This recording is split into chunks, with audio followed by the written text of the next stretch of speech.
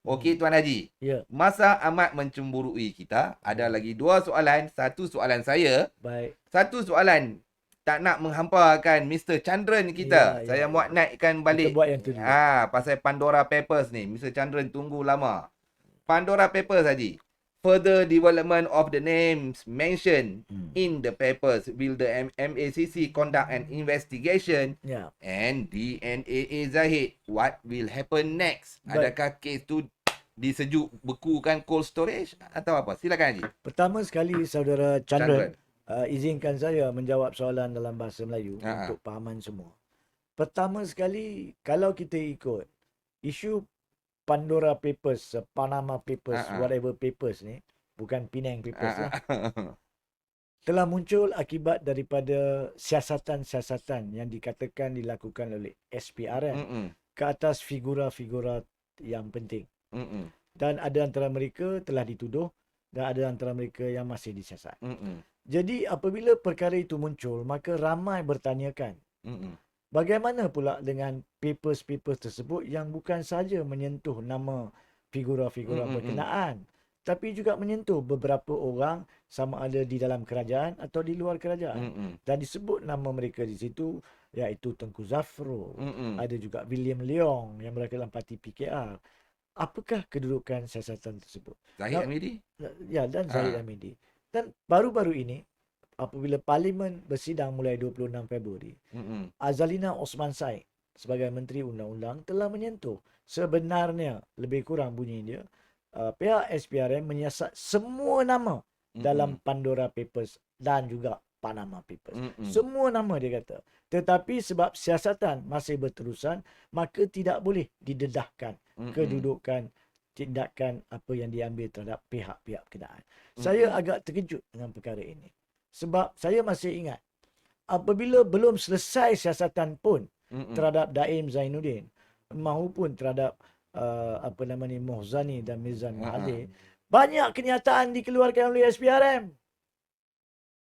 Pada masa itu tak selesai pun siasatan. Betul. Tapi terhadap mereka dikeluarkan kenyataan oleh SPRM. Tapi sekarang ni berkaitan William Leong, Tengku Zafrul, Zahid Hamidi dan yang lain, kenapa mereka mengatakan tidak boleh keluarkan kenyataan atau mengesahkan kedudukan siasatan sebab masih disiasat? Kenapa perbezaan bentuk layanan? Ini Azalina Osman Said kena jawab sebab ini kenyataan beliau. So, Saudara Chandran, pertama sekali beliau mengakui atau beliau mengatakan kononnya siasatan sedang berjalan terhadap kesemua mereka yang dinamakan. Itu dia cakap. Awak nak percaya, percayalah. Saya takkan kata percaya atau tidak. Tapi itu jawapan menteri. Keduanya, saya percaya kalau itu adalah jawapan beliau, maka menjadi tanggungjawab mengikut konsep layanan yang sama untuk SPRM membuat kenyataan sekarang ini berkaitan apa yang Azalina cakap dan memberitahu kedudukan siasatan terhadap Zahid Hamidi, William Leong, Tengku Zafrul dan yang lain-lain yang dinamakan di situ.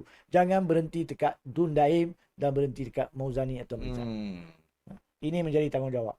Kalau dia orang gagal, maka di situlah sekali lagi muncul persepsi ada layanan 2 darjat. Dan bila orang soalkan layanan 2 darjat, maka awak koyak.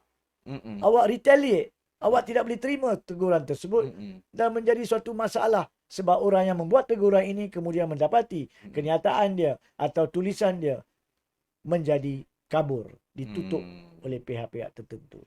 Tapi balik kepada isu tersebut, anda juga tanya, Chandran juga tanya, bagaimana dengan kes Zahid Hamidi, DNAA tersebut. Ya, satu soalan yang baik. 4 hari bulan September 2023 adalah tarikh di mana pendakwa raya Peguam Negara telah menggugurkan pertuduhan 47 pertuduhan Yayasan Akal Budi atas alasan disebabkan representasi bertulis Zahid Hamidi berkenaan, mereka perlu buat siasatan lanjutan. Jadi persoalan perundangan di sini adalah sejak 4 September sehinggalah pada hari ini 1 Mac, hampir 6 bulan. Yakni 4 Mac cukup 6 bulan. 6 bulan. Setengah tahun. Apa perkembangan siasatan lanjutan? Siapa yang siasat tu Haji? Sepatutnya atas arahan Peguam Negara oleh SPRM. So Azam Baki kena bagi tahu. Ah. 6 bulan awak dah buka file belum Zaid Hamidi? Wahai Azam Baki. Saya perlu sindir di sini sebab kadang-kadang awak layak disindir. You have to be sarcastically mentioned. Sebab benda lain belum habis siasatan, awak keluar macam-macam kenyataan. Tapi awak sendiri maklumkan kepada pendakwa raya.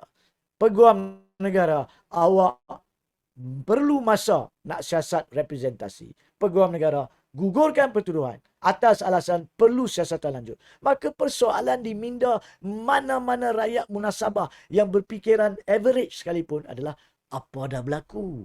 Dah 6 bulan, dah setengah tahun. Takkanlah tak siasat-siasat lanjut lagi. Perkembangan pun tak ada. Perkembangan tak dinyatakan. Ini ditujukan kepada bukan saja Azam Baki, juga kepada Peguam Negara Ahmad Tadiruddin Mohamed Saleh. Tolonglah, kalau awak tak keluarkan kenyataan yang bernas, ya, bukan sekadar kenyataan sapu benda di bawah kapet. Kenyataan kena bernas, kena telus, kena tepat. Kalau tiada, maka jangan tuduh rakyat. Kalau rakyat mengatakan awak mempunyai layanan 2 darjat dalam urus tadbir negara berkaitan pelaksanaan undang-undang. Please take it seriously. Kami sebagai rakyat, saya sebagai pengamal undang-undang, cuma mahukan setiap cabang tadbir urus negara ni mematuhi prinsip yang betul, bukan berpandukan kepada minat politik. Tidak ada mana-mana mereka yang berada di parlimen hari ini, sama ada pemimpinnya di parlimen, sama ada di pemimpinnya atau partinya, yang saya sokong. Saya nyatakan dengan jelas beberapa kali, tidak ada mana-mana pemimpin mahupun ahli Dewan Rakyat 222 orang ataupun parti-parti politik yang berada di parlimen atau parti politik di luar parlimen yang saya sokong langsung. Saya cuma nak pematuhan kedaulatan undang-undang.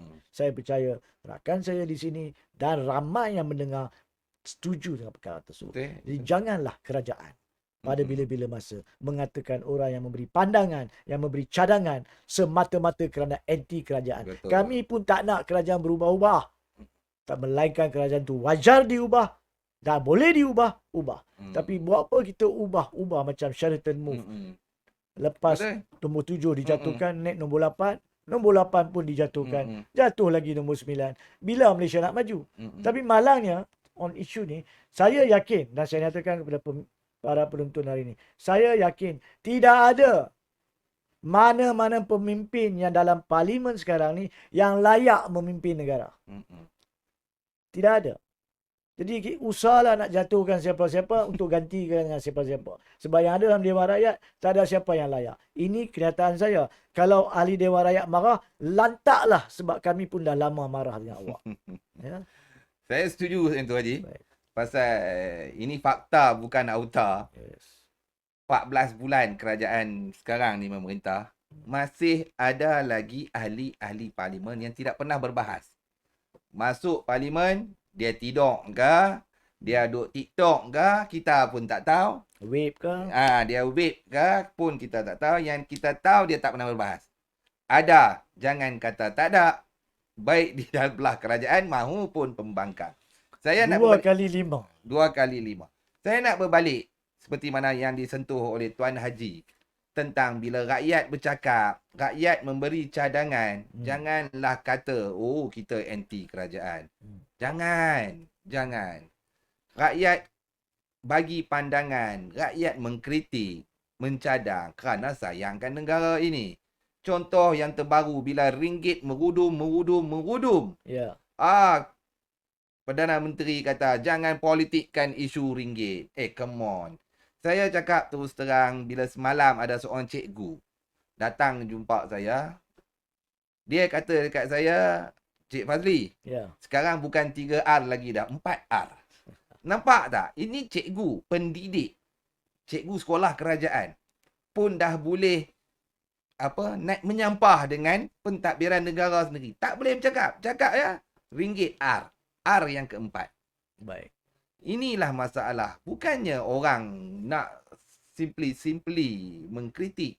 Tak ada kerja lain yang kami nak kritik 24 jam. Kami bukannya ada parti pun. kami bukan ahli mana-mana parti pun.